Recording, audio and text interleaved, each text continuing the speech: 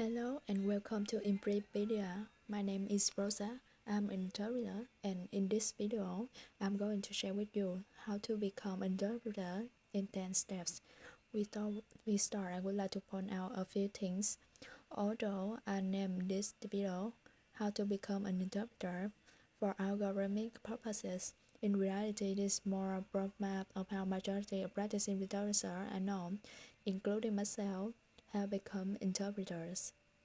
Evidently, there's more than one way to achieve this, and in a perfect world, we would all have the will and the opportunity to attend a prestigious university to get bachelor degree in translation, followed by a master degree in conference interpreting with intensive internships near and then to eventually become director for the United Nations and live happily even after. But we're not in perfect world, and interpreters are needed to manage situations from medical appointments, insurance claims, and even in war times, as we are witnessing right now. They're not just needed to interpret conferences or presidential speeches. So, anyway, I'm going to turn here. The last thing I want to point out is the fact that I'm only speaking from personal experience based on where I work and the type of plans I have. Obviously, if you are turning in from a different part of the world, this may not apply to you, as different countries have different regulations to practice translation and interpretations.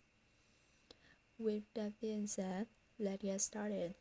Obviously, the core skill needed to work as an interpreter is being highly proficient in at least two languages. Now, if you speak two languages already, and you are wondering if your proficiency is enough to actually work as an interpreter, you can take a language proficiency test. In my case, for example, I have a degree from a higher education institution in a country where Spanish is the official language, so for more intents and purposes, that alone can serve as proof of my proficiency in Spanish. However, I had the TOEFL exam to prove my proficiency in English. I would say it's mandatory, but highly suggest you consider because the certification program and potential employer online require this, and it can help boost your resume.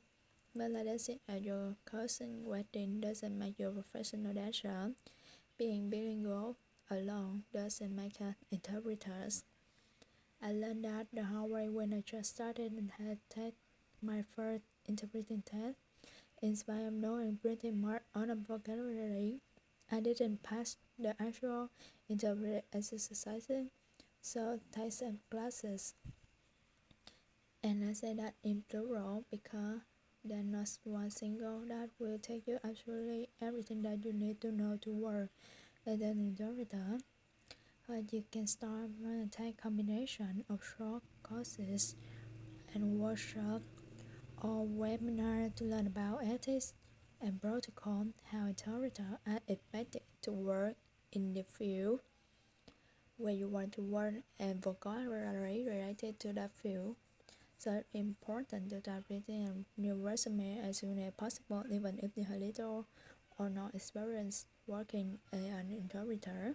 Preparing your resume will force you to assess your skills, and if you are transitioning from a different career field, you can dig deep into your background to see what skill and experience can be transferred to create your new resume.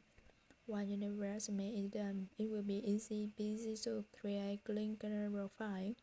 Can you don't have more of my line through LinkedIn and see that ready make a video with some steps how to make the page of LinkedIn if you are an interpreter translator. I would like to invite you to check it out.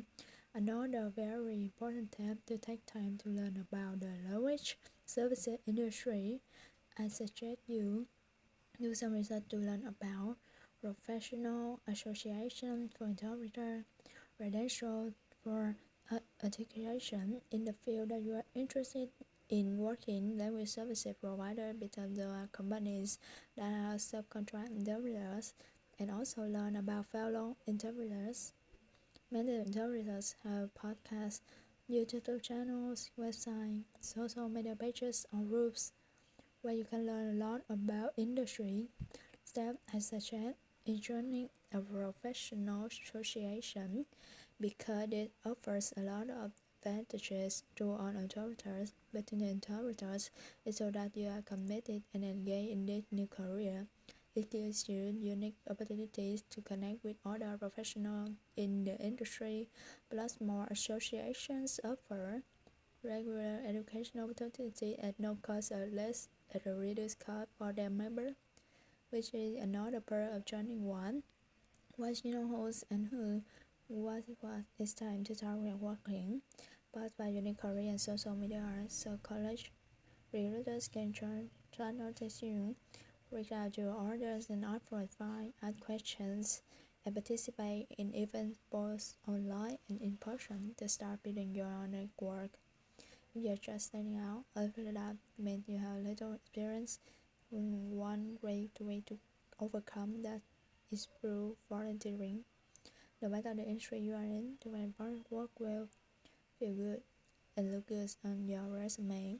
Volunteer offer a lot of advantages because you the opportunity to meet new people or can later become potential client. It helps you develop and refine your skills and it helps you can gain some experience in the field.